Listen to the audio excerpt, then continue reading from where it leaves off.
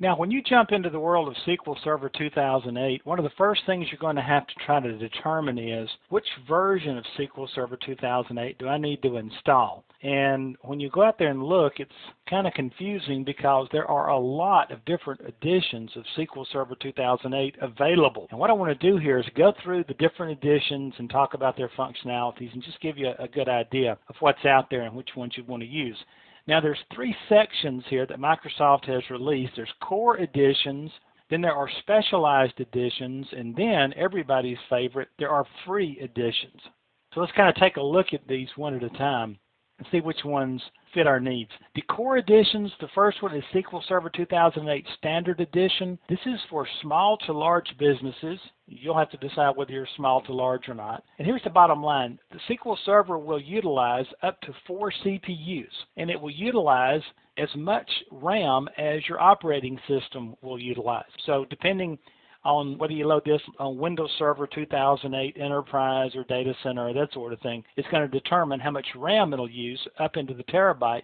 But even if you had 32 processors on a Data Center installation, if you're running SQL Server 2008 Standard, it would only utilize 4 CPUs. The next one, kind of the granddaddy here, is Enterprise, and Enterprise is for just that. Enterprise workloads, business intelligence is built into this one, the OLAP data warehousing functionalities. The CPUs and the RAM is limited only by your operating system. So again, whatever your operating system will hold as far as processors and memory, Enterprise will take advantage of those. Now, the specialized editions, you won't use that much, you won't see that much, but you need to be aware of those. And the first one is Workgroup, and this is an edition for remote offices that just simply need a local instance of the data out there close to them. And this will utilize up to 2 CPUs. It'll utilize up to 4 gigabytes of RAM, and it's pretty straightforward. There is a web edition that is for web application hosting. It'll access up to 4 CPUs, and it'll use as much RAM as the operating system will utilize or accommodate. Then under Specialized Edition, there is one that you will see quite a bit that's kind of cool, and that's the Developer Edition. Now, this is, by and large, the Enterprise Edition.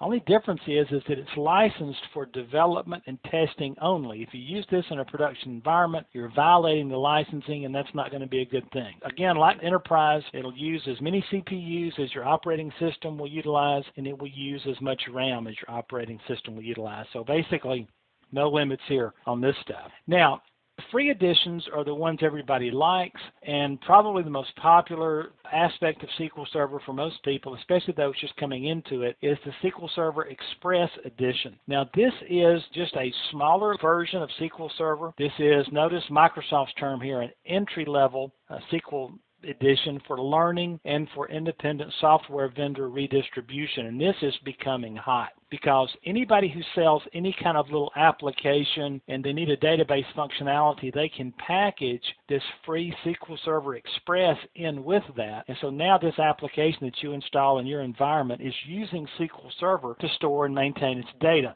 It's very good. Now, you can download Express for free from Microsoft's website, and you can install it and play with it. And you can also download the management tools, and you can work with it just the very same way that you can work with like SQL Server 2008 Standard.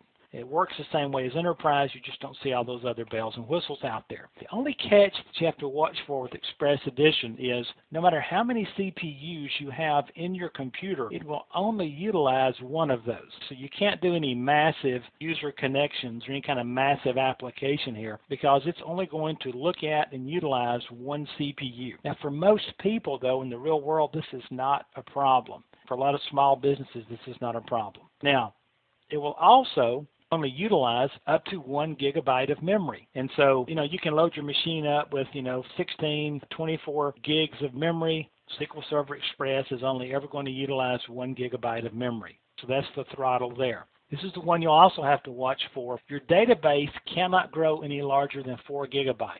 Now, for a lot of small companies and small applications, this is not a problem. But if you're trying to run a small business on this, you can hit this 4 gigabyte limit pretty quickly. So for the most part, Express is going to be used for real small applications, for some testing things, and for learning. But again, you can download it for free. Go to Microsoft's website, do a search for SQL Server 2008 Express. It'll take you to the Express site, and you'll see some other free editions of software you can get there as well. Now, the other free edition is called Compact 3.5, and this is the embedded database for working on desktop and mobile applications. And if you're doing any cell phone type development, this is what you would use for that. It will utilize as many CPUs as the operating system will utilize, same for the RAM.